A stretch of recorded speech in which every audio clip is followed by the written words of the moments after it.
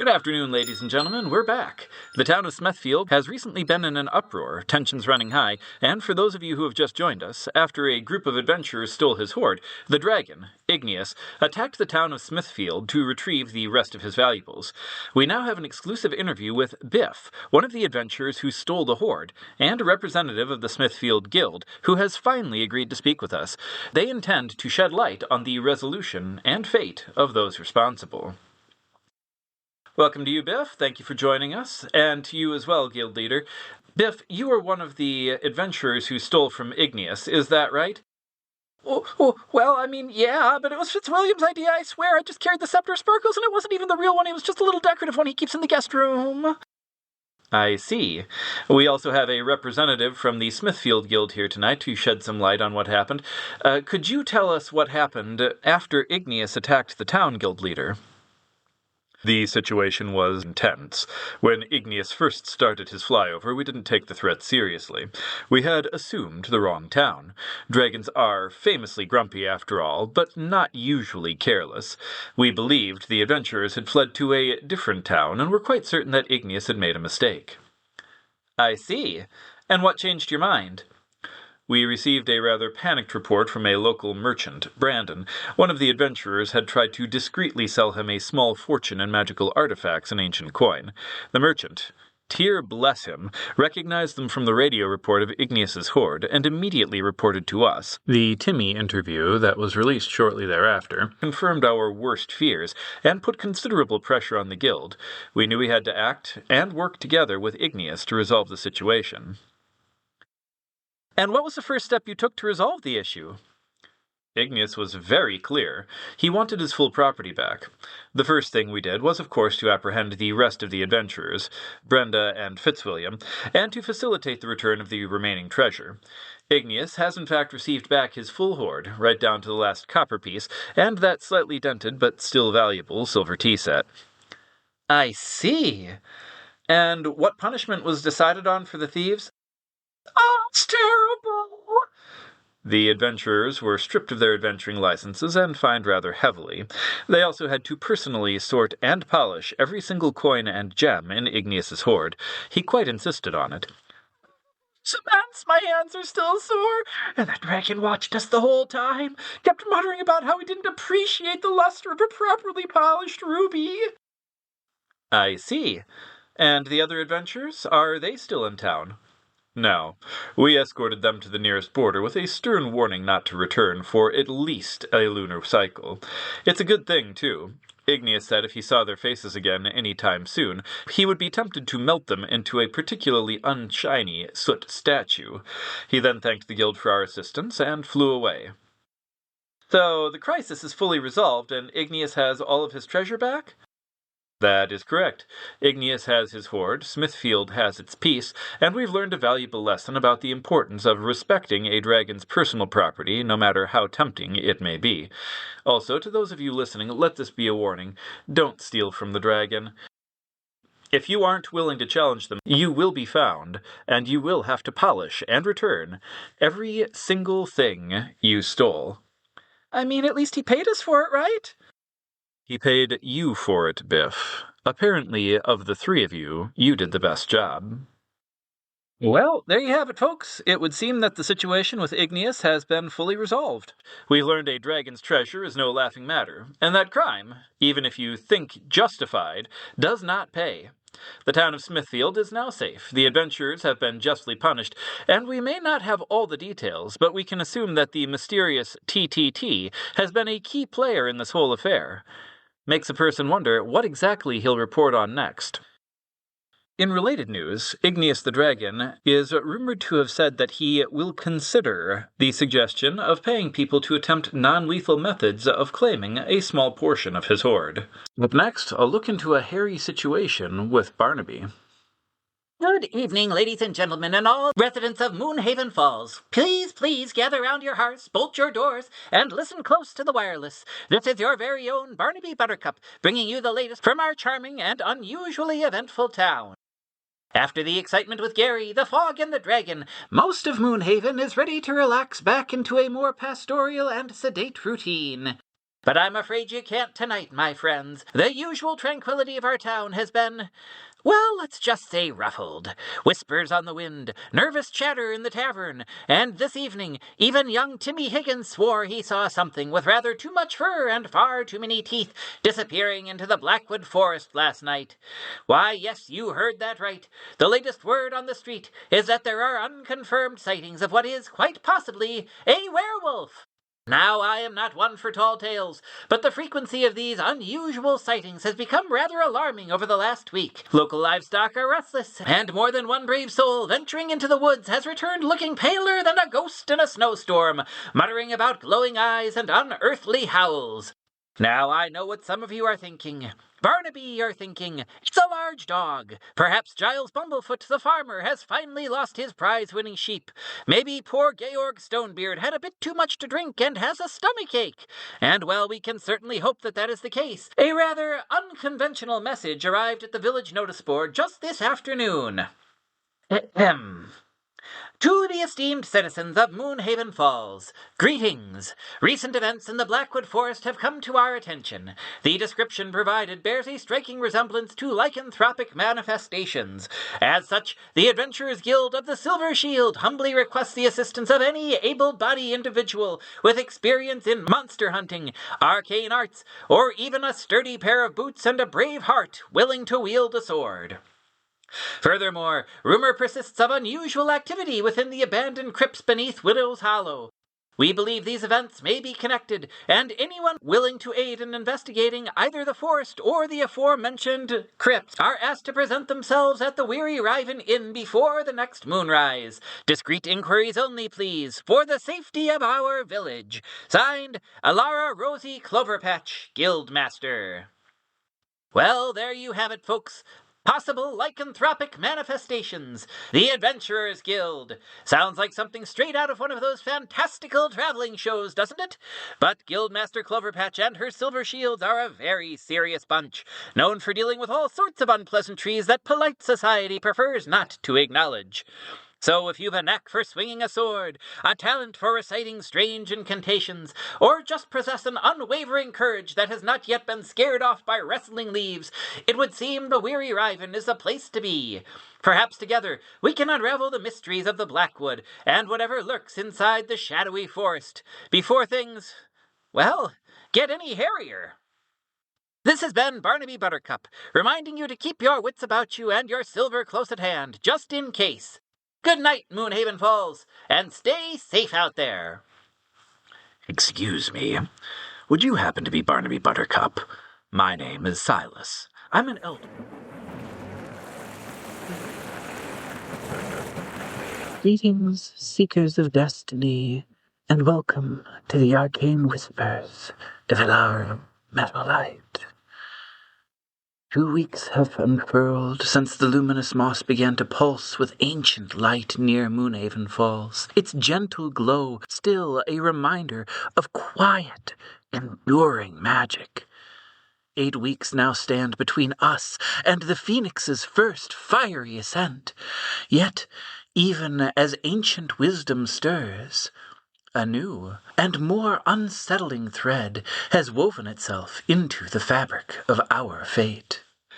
Whispers have reached me from the edges of our community, hushed reports of Zorbo, the reclusive elder treant of the forest's fringe circle, being seen, not merely passing through, mind you, but focusing intently on the Blackwood Forest, with an intensity that speaks of a deep concern. The Blackwood, ancient and shadowed, holds secrets as old as the mountains themselves, a place where magic still runs wild and untamed, and often unseen. Zorbo's prolonged vigilance is a potent omen, suggesting that something deep within those darkened boughs has stirred, demanding our attention, and perhaps even our caution. Zorbo's focused observation of the Blackwood Forest is a direct warning to pay heed to hidden forces, ancient wildness, and potential shifts in the natural balance that could impact the modern world. Where the Phoenix brought transformation, the Nara logic, and the moss a gentle revelation, Zorbo's vigilance speaks of powerful, primal energies, now either awakening or being agitated. For all, this suggests a need for increased awareness of your surroundings, especially where the civilized world meets the untamed. Trust your instincts and prepare for encounters with the unpredictable. For those born under the sign of the Whispering Willow, mid-spring to early summer, the Blackwood's shadow now touches your gentle growth, urging you to seek strength in hidden places. The new growth, sparked by the phoenix and grounded by the moss's ancient vitality, may now face unexpected challenges originating from wild and untamed sources. Zorbo's warning suggests that you should be vigilant against these subtle encroachments or energies that seek to disrupt your inner peace. This is a time to draw upon your resilience and to perhaps find surprising strength in unexpected allies, even those rooted in wilder aspects of existence. The murmuring of the Moonhaven Falls now carries a deeper, almost primal undertone, advising you to respect the boundaries between that which is tame and that which is wild. A piece of dark, untouched wood, or a resilient native bloom found thriving in harsh environment could be a token of your enduring strength. For those of you born under the sign of the Soaring Griffin, late summer to early autumn, your ambitious ascent now encounters the untamed heart of the wilderness, demanding both cunning and respect. The Nara's clarity helped you navigate complex logic, but now Zorbo's focus on the Blackwood indicates that your leadership and ambitions will face forces that defy simple reason.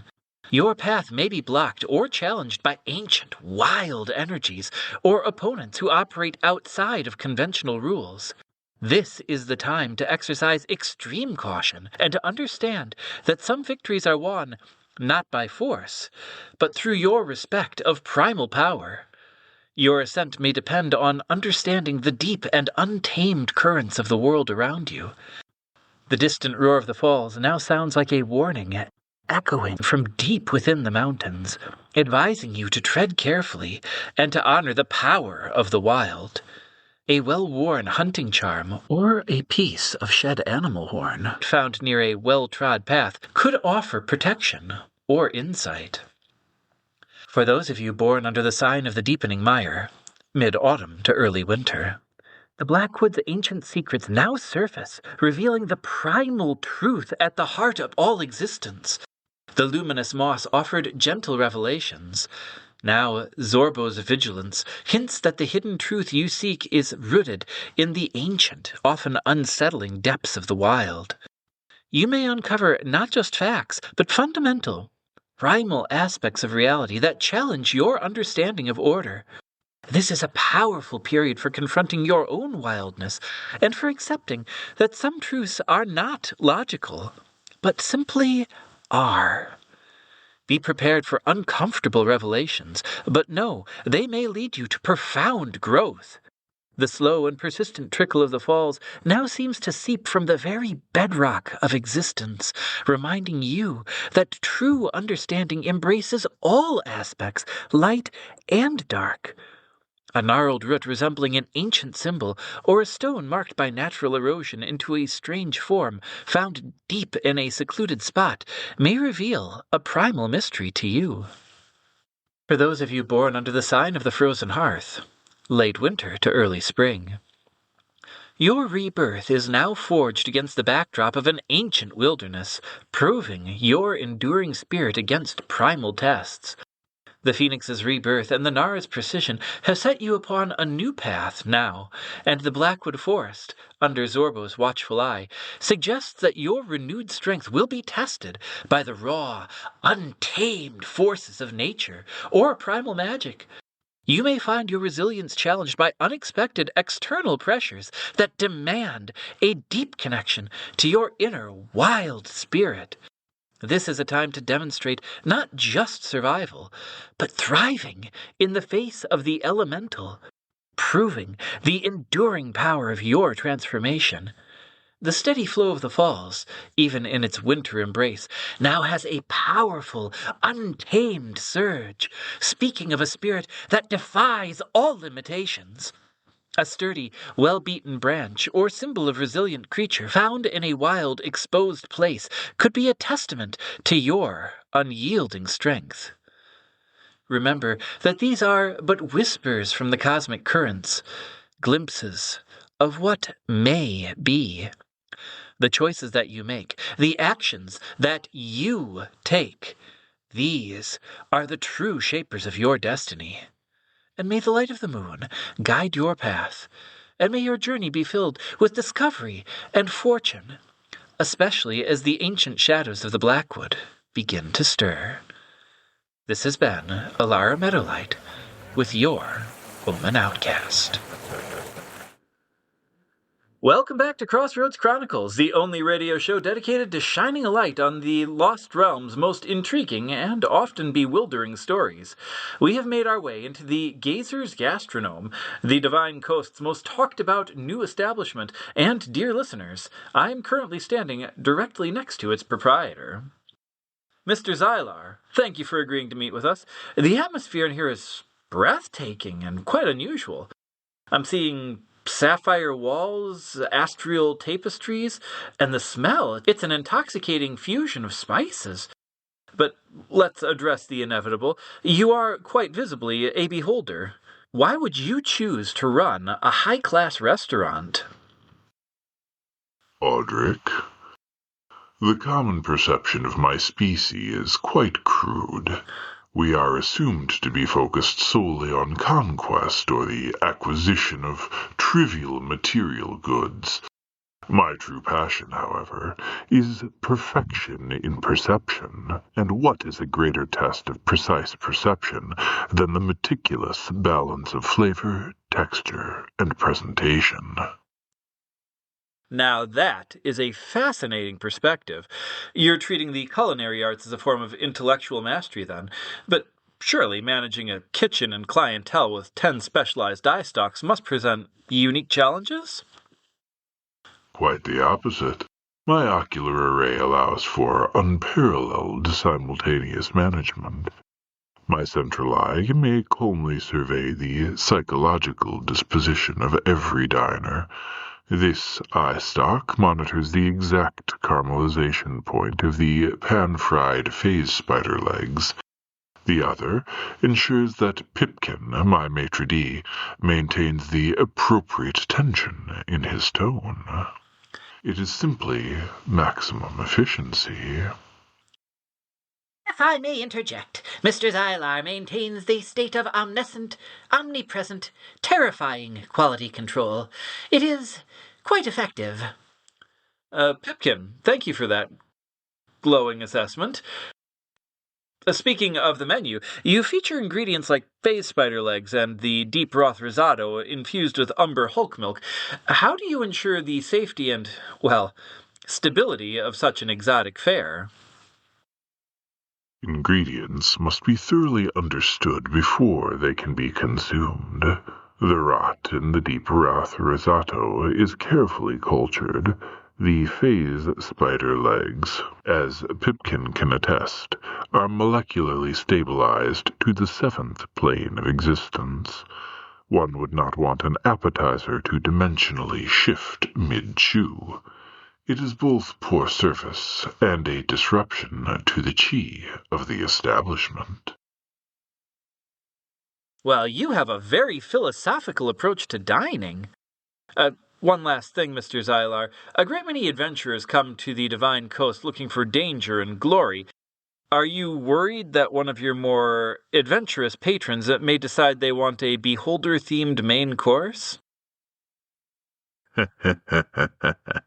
Audric, my dear man, they are already facing my intellect in the menu.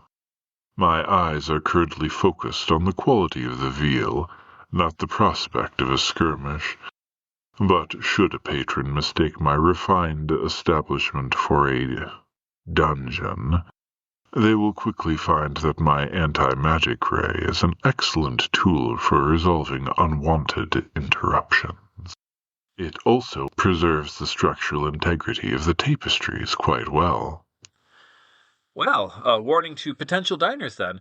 The Gazer's Gastronome, unparalleled cuisine, impeccable service, and a proprietor who views dining as an exercise in existential precision. Well, we will be right back with more tales from across the realm, so don't go anywhere, folks. Good afternoon, ladies and gentlemen. It has been some time since we checked the notice boards, and today feels like an excellent day for a segment of The Adventurer's Call. I'm currently standing by the busiest billboard and... what? Oh, hello. No, I can't, I'm afraid. I'm currently on the air. Yeah. Have a good day. Pardon. The board is plastered with requests, bounties, and urgent pleas for help. So let's see what's on offer this week for the discerning adventurer. We will categorize these into easy, medium, and challenging quests. First up, we have apparently a case of a missing merchant ledger with a very, very generous reward of 50 gold coins. The ledger appears to have been stolen from a second-story window in a very sleepy merchant's villa downtown. No alarms were tripped, the locks appeared to be untouched. I don't know, this screams professional quiet work to me. I'd say best class for this one is probably a rogue, no contest. The proficiency in stealth, lockpicking, their investigation skill makes them ideal for casing the location and maybe slipping in unseen to retrieve an item. I'm guessing it was likely hidden by the original thief, who was apparently caught, so it's likely somewhere within the villa itself. Scanning down a little further, it looks like the old mill has a rat infestation. This is a classic. Giant rats have taken over the grain stores. Simple pest control, but the tunnel system beneath can be dangerous and claustrophobic. I would actually recommend a fighter for this one. It's not really about magic this time. It's about efficient, close-quarters combat. A fighter with a decent AC and a reliable weapon, short sword or hand axe, should be able to wade into the tunnels and dispatch the swarm fairly quickly, taking only minimal damage. Fighters tend to be reliable, tough. They should get through this with no particular trouble. One more easy one, let's see. Here we go, a courier. Deliver a sensitive package to the next town, reward of 60 gold. Straightforward delivery, small valuable scroll must reach Silverwood by dawn. The path is known for opportunistic goblins and maybe a wandering wolf or two, probably ranger or druid. Both are experts at navigating wilderness terrain quickly and quietly. A ranger's high survival skill can actually bypass a lot of the ambushes, while a druid's wild shape should allow them to turn into a swift, tireless beast like a horse or even a fast cat for the journey, ensuring a prompt delivery. Moving up to some of the more medium-level quests, let's see. Oh, here we go. Clean the Whispering Cave. Reward 250 gold pieces. It appears that a small organized band of kobolds has taken residence in a local mine. This has disrupted operations, obviously. Now, for anyone unaware, kobolds, while small, are notorious for traps, as well as setting up tactical choke points. I would probably recommend a party of no less than 3 for this one. Probably a tank or frontline fighter to absorb trap damage and hold the tunnels. Maybe a trap expert like a rogue to disarm the inevitable pitfalls and net traps. And probably also some form of range damage or crowd control. Wizard or sorcerer, maybe a ranger. Just someone who can blast larger groups that are clustered together behind fortifications. Moving on. Oh, here's a good one. Recover the sacred relic from the sunken shrine. 300 gold pieces plus a blessing. It looks like this particular relic is underwater in a partially flooded temple. This will require overcoming environmental hazards, probably holding your breath, dealing with any aquatic beasts or guardians placed by the original priests, or anything that's moved in since the partial flooding. I would recommend at least 2 people. Probably one specializing in divine magic like a cleric or a priest to help navigate sacred wards, maybe translate ancient script or deal with any spiritual guardians. You would probably also want someone with adaptability or maybe physical magic as well. Probably druid or maybe a high strength character with athletic skill like a barbarian. Someone who can manage the deep dives, fight underwater, and physically move any debris, or even the relic itself, as it's not listed how large it is. Let's go on to some of the more challenging ones here. Oh boy, this is a big one. This is a potential career starter here. High risk, but also a high reward. It's going to demand coordination, power, and a diverse set of skills. The job is to investigate the wasting sickness down in Oakhaven. You get 1,500 gold pieces, plus a piece of enchanted armor of your choice from the local armory. Apparently, a strange, probably magical plague is spreading from an old abandoned tower down near the village of Oakhaven. The affliction seems to be causing rapid decay as well as despair. Now, this is not going to be a simple monster hunt. We're talking probably deep dive into some serious dark magic. This is definitely going to take a full party. Tower's likely to be guarded by minions afflicted by the plague, possibly zombies or ghouls, corrupted cultists, maybe even some spell plague. You're looking at mid-level environmental hazard, probably magically reinforced barriers, there's a chance of poison gas it looks like, definitely some animated objects, some of which may have been corrupted by necromantic energy. Your party's going to face complex puzzles. You're going to need someone who's good with their lore as well as a person who's capable of disarming magical traps. The source of the sickness will likely be deep inside the tower. This kind of thing, your final encounter is likely going to be a powerful, intelligent enemy, probably Lich or an apostate necromancer, maybe even a creature from the negative energy plane that's feeding on the life force of the nearby town. You're going to want a full, balanced, preferably high-level party who are capable of dealing massive amounts of damage, protecting allies from curses, and breaking down powerful spells. Boy, I don't know, guys. This is what separates the adventurers from the regular heroes. This is why I went into announcing instead of adventuring. I got the brains, I just don't got the moves. But doesn't matter if you're a rogue sneaking around for 5 gold or a paladin marching to face undeath for the sake of your village, there is always a call for adventurers. And I believe we are currently out of time for this week's episode of Adventurers Call, so thank you, ladies and gentlemen. This concludes our episode for the week. I hope you were entertained, amused, intrigued, or engaged by this production. If so, there's a couple of ways that you can help to ensure the show's continuation. First and foremost, please let me know what you enjoyed and didn't enjoy. Knowing what my listeners like or dislike is invaluable in determining how the show will progress moving forward. It's also remarkably easy to do. You just need to take a moment to like this video, share it with a friend, and then leave a comment with your thoughts below. If you are listening on a podcast platform, a quick rating is also invaluable to me, and we greatly appreciate you taking a moment to let others know that we're worth listening to. If you haven't already, please subscribe to the channel or follow the podcast. It's a free, simple action that is absolutely essential for the continued expansion of our audience, as it lets the algorithm know that you listened and want to continue hearing these stories. For anyone who wishes to directly invest in the future of our work, please explore our community on Patreon. I personally write, edit, and produce all of the content for this show, and if you want to buy me a cup of coffee a month as encouragement to continue doing so, I will gratefully accept. We also offer several other membership tiers with exclusive benefits, and your financial support is what helps make it possible for me to deliver this content week after week. I would like to give a special thanks to my wife for her continued support and encouragement, and to my son for being willing to voice Timmy and the mysterious TTT.